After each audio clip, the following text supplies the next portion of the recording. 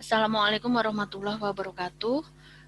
Di pertemuan ketiga mata kuliah metode penelitian ini, kita akan membahas mengenai menulis kajian literatur dan menetapkan masalah penelitian. Jadi, ini merupakan kelanjutan dari pertemuan kedua yang kemarin membahas mengenai pendefinisian masalah. Untuk di bukunya Uma Sekaran, teman-teman bisa membaca di Chapter 4, The Critical Literature Review and Problem Definition. Nanti di sini setelah membahas di pertemuan kedua dan pertemuan ketiga, teman-teman diharapkan sudah bisa membuat kajian literatur sesuai dengan topik penelitian. Kemudian yang terpenting lagi adalah bisa menetapkan masalah penelitian secara jelas dan tepat berdasarkan topik yang akan diangkat. Nanti di pertemuan ini kita juga akan membahas dengan contoh gitu ya, bagaimana menetapkan masalah, kemudian dilanjutkan dengan cara-cara mendapatkan atau membuat literatur review untuk masalah yang akan kita dapatkan. Nah, sebelum ke contoh, di sini kita akan masuk ke bagian evaluating the literature. Jadi di sini ketika teman-teman memasukkan kata kunci gitu ya ke Google Search Bar, kemudian dari situ muncul hasil apakah paper, berita. Kalau misalkan kita batasi di Google Scholar, berarti di situ hanya akan muncul paper-paper gitu ya, working paper atau yang sudah publish di jurnal gitu. Nah, kemudian tentu akan muncul pertanyaan apakah paper-paper yang disuggestikan nama si Google tadi itu akan kita masukkan semua ke dalam kajian literatur yang kita buat untuk penelitian kita. Nah, tentunya kan akan ada proses seleksi. Nah, proses seleksi ini merupakan proses seleksi yang kita usahakan supaya dia efektif dan efisien gitu.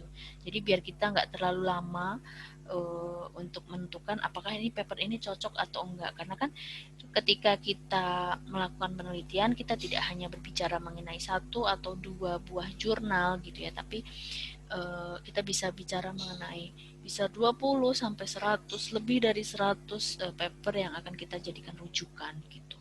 Nah, untuk proses evaluasi untuk menentukan apakah paper ini cocok dengan apa yang kita perlukan, itu kita mulai dengan sepintas melihat ke judul. Judul itu kan hanya sebuah kalimat gitu ya, pendek, kemudian judul yang baik tentu saja sudah memberikan informasi yang bisa menggambarkan sebenarnya tulisan itu mengenai apa.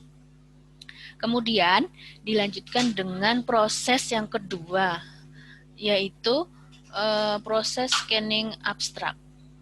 Jadi proses scanning abstrak itu kan juga hanya beberapa baris 100 sampai 200 kata gitu ya. Jadi cukup singkat. Nah, di situ biasanya sudah lengkap berisi mengenai tujuan dari penelitian. Kemudian metode yang digunakan secara umum. Kemudian temuan atau findings dan conclusion. Jadi conclusion ini merupakan kayak hasil pembahasan atau kesimpulan utama yang merupakan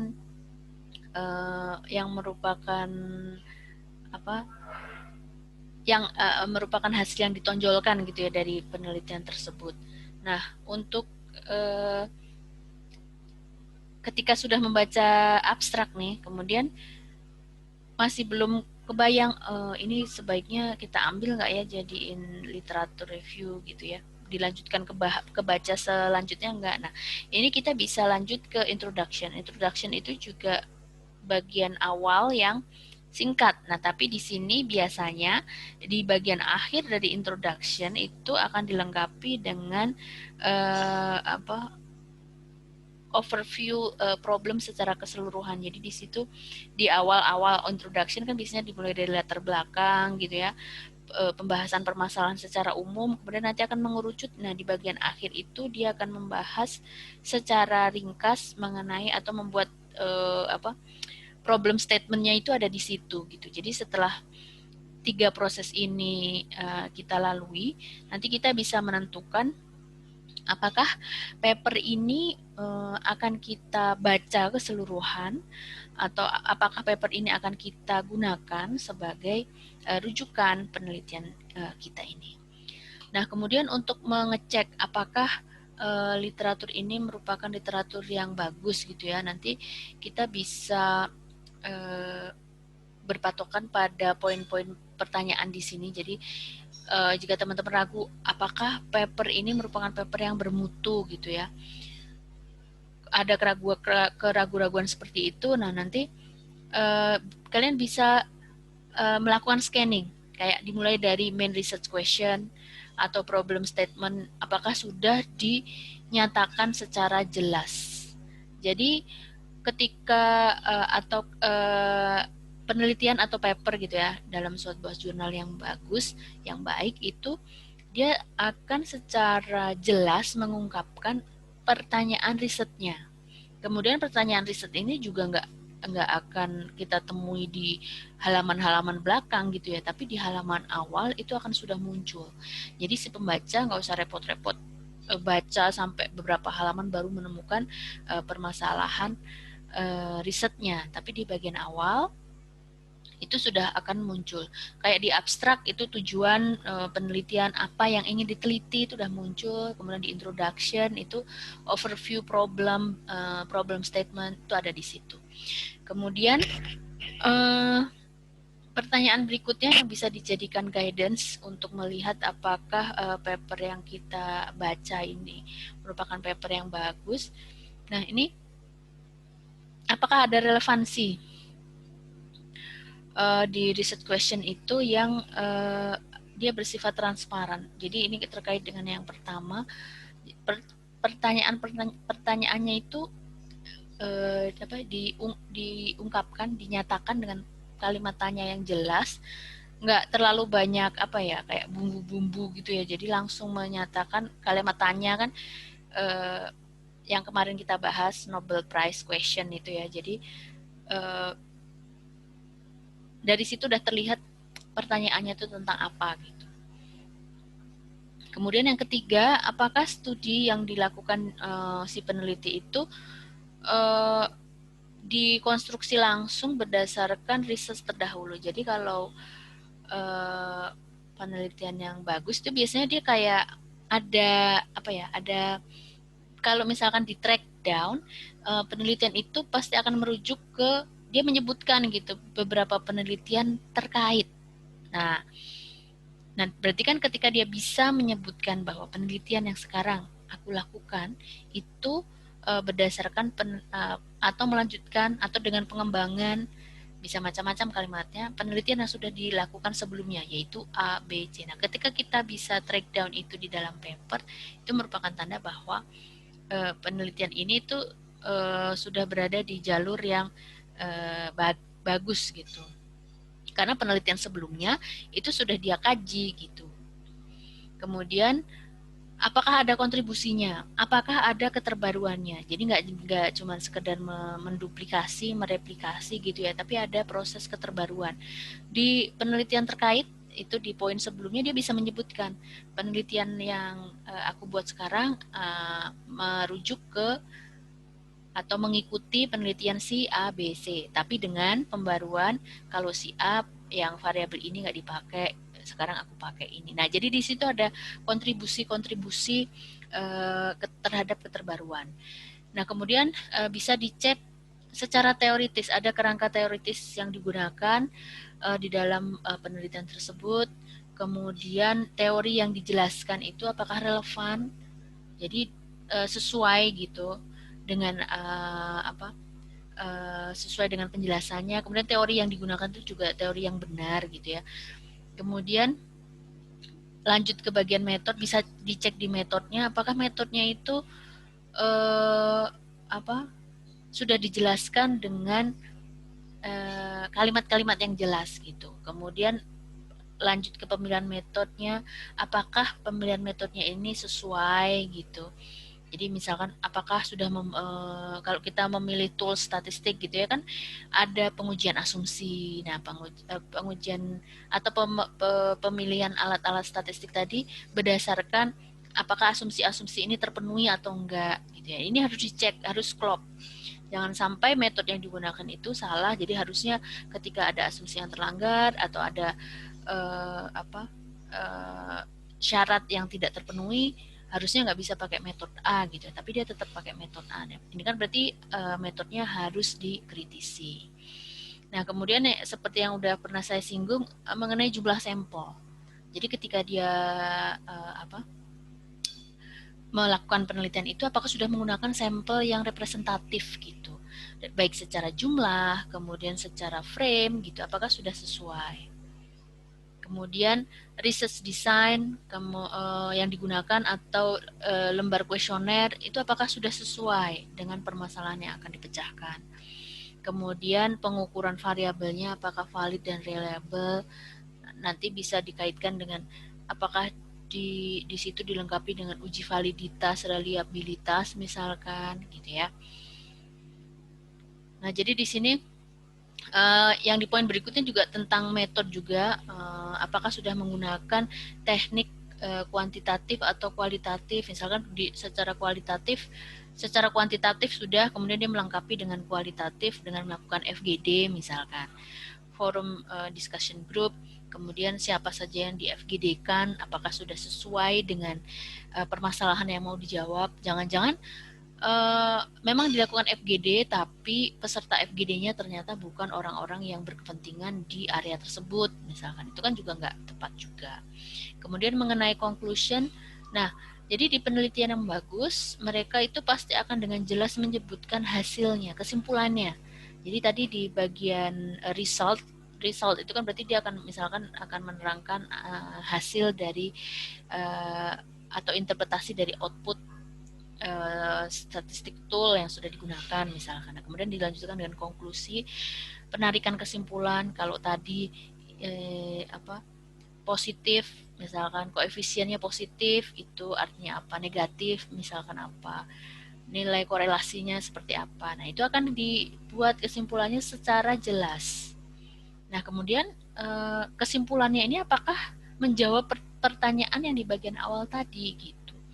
Jangan sampai secara metode benar, hasil benar, nah tapi ketika di match antara konklusi dengan pertanyaan tuh ternyata nggak pas, pertanyaannya apa, yang mau dijawab apa gitu. Nah, kemudian 2 poin yang terakhir ini adalah mengenai limitation. Nah, jadi di tulisan yang baik gitu ya, si penulis itu tahu kan kita dari awal udah ini merupakan di awal pada saat kita mau mendesain penelitian itu kan kita sudah bicara mengenai cakupan penelitian, batasan penelitian gitu ya. Nah, jadi di sini peneliti juga tahu apa yang dia kerjakan itu batasannya ada di mana. Kemudian dia bisa menyebutkan gitu ya. Itu kan berarti si penulis punya pengetahuan mengenai apa yang dia lakukan.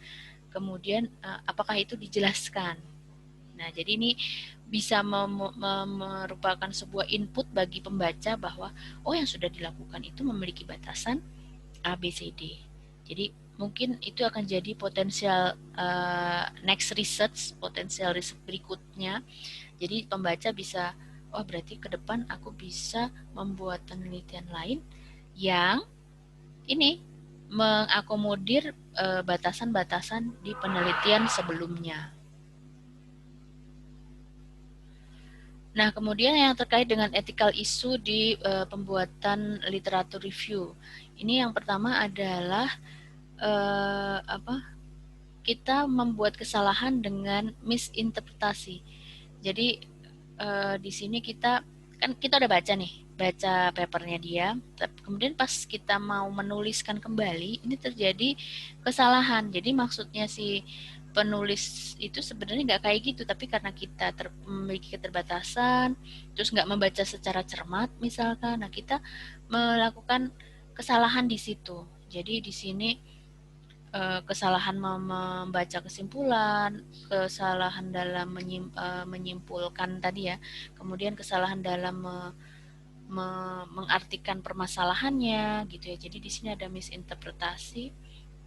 Itu juga nggak boleh kita lakukan pada saat membuat kerangka literatur. Makanya tadi kan diawali dengan proses scanning, kemudian dari hasil scanning itu kita dapatkan paper-paper terpilih yang kemudian akan kita baca secara cermat di sini. Kemudian yang kedua adalah plagiarism. Jadi di sini yang big no untuk di pembuatan pembuatan literatur review itu adalah itu copy paste dan apa ya, ini kayak masih banyak dilakukan gitu ya. Jadi copy paste mentah-mentah gitu ya. Jadi harusnya kan kita di sini nggak melakukan copy paste membuat di di literatur review itu bukan berarti kita mengcopy paste apa dari paper terdahulu kemudian kita pindahkan ke paper kita, tapi di sini adalah kita menuliskan kembali ide-ide tadi, temuannya dia apa, metodenya dia apa, itu kan kita tuliskan kembali gitu dengan kalimat kita sendiri yang merepresentasikan ide-ide dari penulis sebelumnya gitu. Jadi kalau plagiarisme ini kan biasanya nanti juga akan kedetek gitu ya, nggak boleh berapa persen gitu kemiripan dengan tulisan yang sudah publish dan sebagainya. Tapi di sini kan misalkan teman-teman membuat literatur review bahasa Indonesia, terus sumbernya bahasa Inggris. At least kalian kan akan mencoba translasi kan, akan mentranslasikan.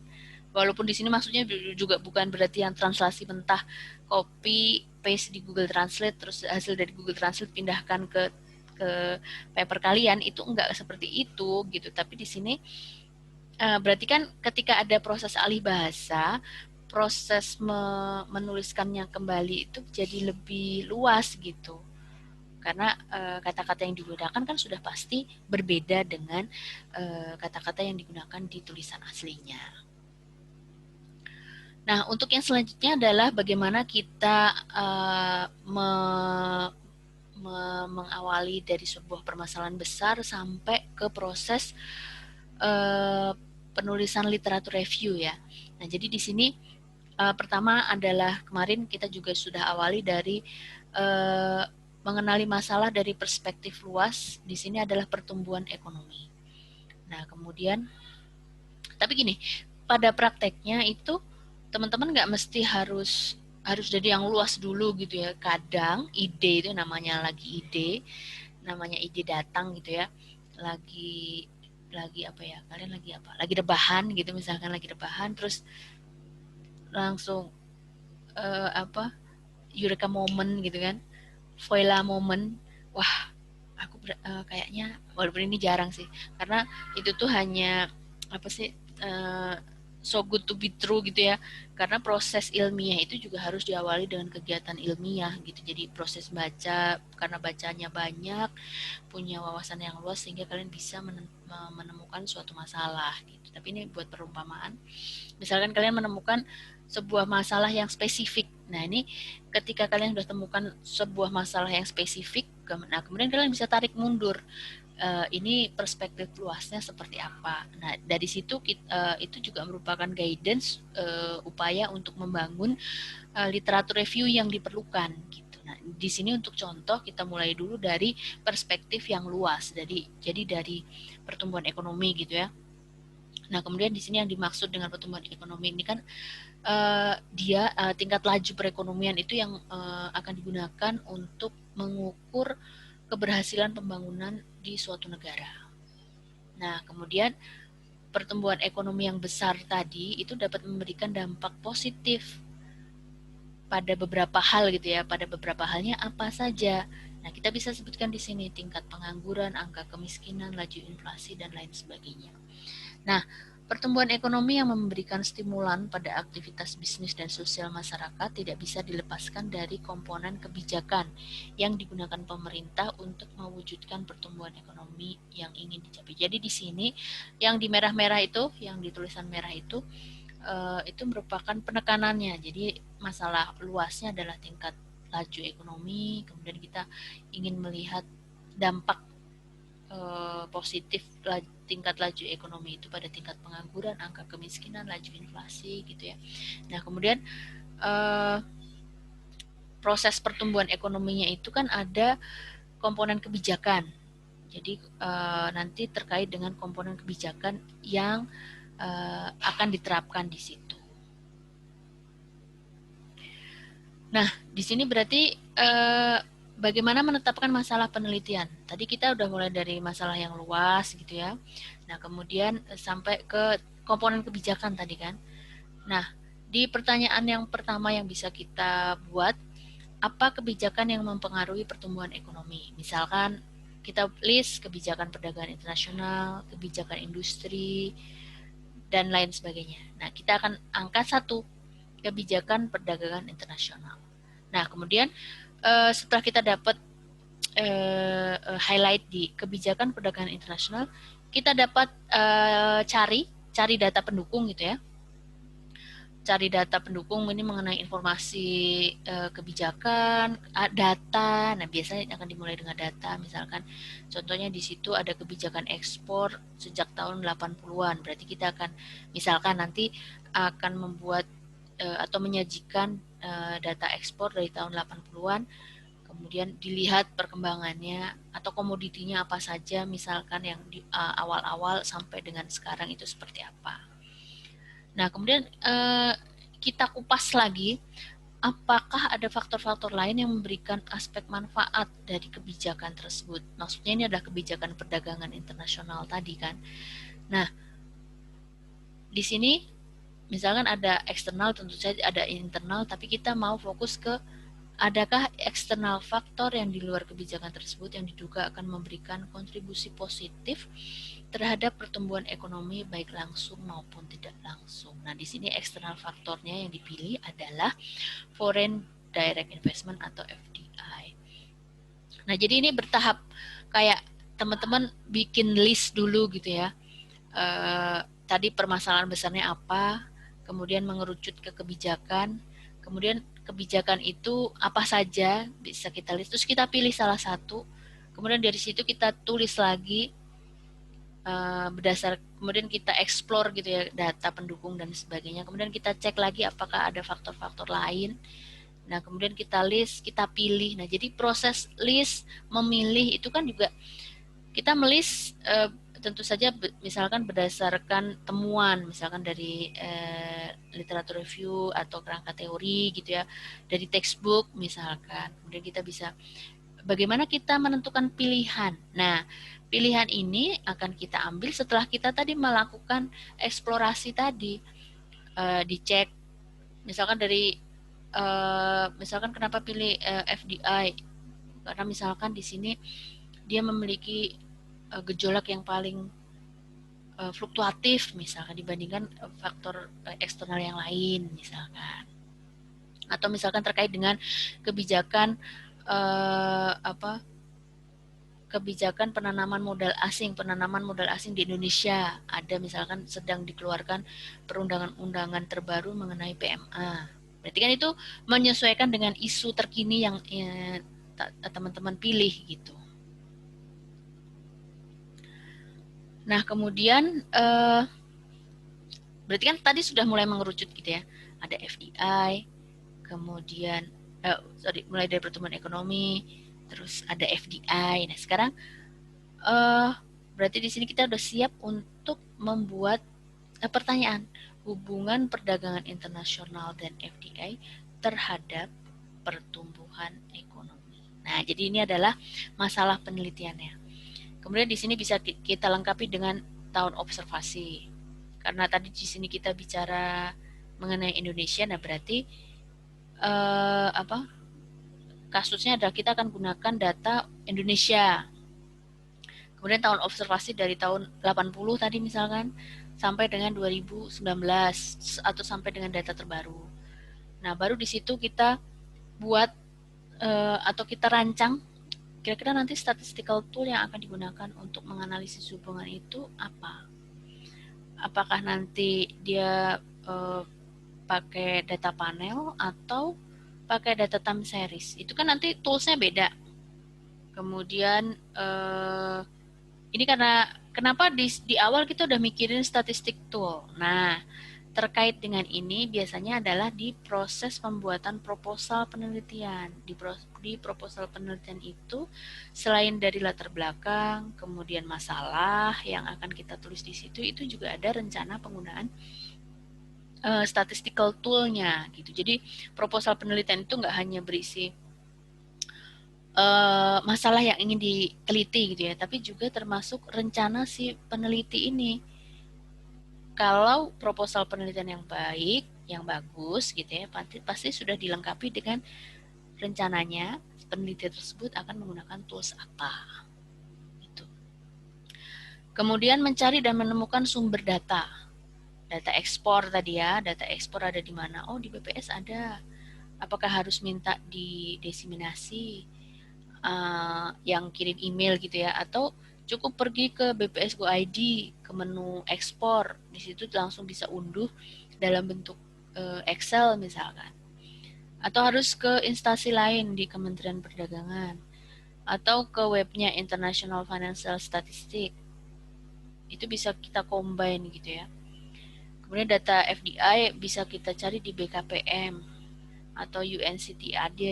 Nah, jadi di sini apakah data-data itu tersedia? Karena kan sekarang hampir semuanya ya, kalau fasilitas informasi seperti itu bisa kita temukan di internet. Mungkin ketika nanti perlu korespondensi langsung, itu kan biasanya nggak. Jadi maksud saya adalah nggak mesti harus datang langsung gitu ya, datang langsung ke kantornya gitu, tapi bisa juga lewat email dulu atau telepon, menanyakan mekanisme bagaimana cara mendapatkan data, atau di webnya misalkan udah lengkap, tinggal pilih menu kemudian download tabel gitu. Nah, kemudian yang selanjutnya adalah membuat kajian literatur tadi. Jadi bisa dari textbook di Mankiau, pentingnya pertumbuhan ekonomi, Salvatore, Trade as Engine of Growth, dan lain-lain relevan dengan topik penelitian. Cuman kalau textbook itu kan dia biasanya memang mencakup tema yang lebih luas gitu ya. Nah, cuman kalau terkait dengan keterbaruan, dia akan kalah dengan yang jurnal. Jadi kalau teman-teman nyari yang keterbaruan ide dan pembahasan, itu carinya di jurnal. Kalau dari textbook itu biasanya adalah kerangka-kerangka awal gitu, yang terkait dengan definisi misalkan, teori-teori misalkan, itu ada di textbook. Kemudian lanjut ke hasil penelitian sebelumnya. Jadi hasil penelitian sebelumnya itu apa saja. Kemudian dia pakai data apakah time series atau cross section atau panel. Nah, akan lebih baik lagi jika merujuk pada 3 published journal artikel tahun terbaru. Tapi ini tergantung dengan isu yang diangkat gitu ya. Ada beberapa isu yang perkembangannya itu sangat cepat gitu ya. Dan itu kayak ada tren gitu ya. Jadi kayak sekarang yang lagi ngetren apa, nah orang banyak bikin penelitian di situ gitu. Sehingga pada tahun tersebut banyak penelitian yang terbaru, atau ada yang sifatnya lambat gitu. Nah, itu juga tergantung, tapi di sini biasanya untuk naskah yang akan dipublikasikan syaratnya antara lain adalah dia memuat kajian literatur dari literatur-literatur yang terbaru. Untuk apa? Untuk memastikan bahwa si penulis ini, si peneliti ini tahu apa yang dia kerjakan gitu. Jadi udah tahu yang sudah pernah dikerjakan sebelumnya, yang terbaru, yang paling kini itu ada di posisi mana gitu. Jadi di sini nanti dari proses tadi, dari proses pendefinisian masalah, menetapkan masalah penelitian gitu ya. Kemudian nanti akan dilengkapi dengan narasi latar belakang gitu ya. Kemudian nanti ada rencana statistical tools, kemudian data itu akan kita ambil di mana, terus analisis kajian literatur. Nah, ini semua yang akan muncul atau yang akan kita tuliskan di dalam proposal penelitian. Gitu. Uh, jadi untuk penjelasan di pertemuan 3 saya cukupkan sekian. Untuk pembahasan mengenai seperti apa atau contoh tulisan literatur reviewnya itu seperti apa, akan saya bahas lebih lanjut di uh, Zoom class. Sampai ketemu nanti di Zoom class. Saya akhiri. Wassalamualaikum warahmatullahi wabarakatuh.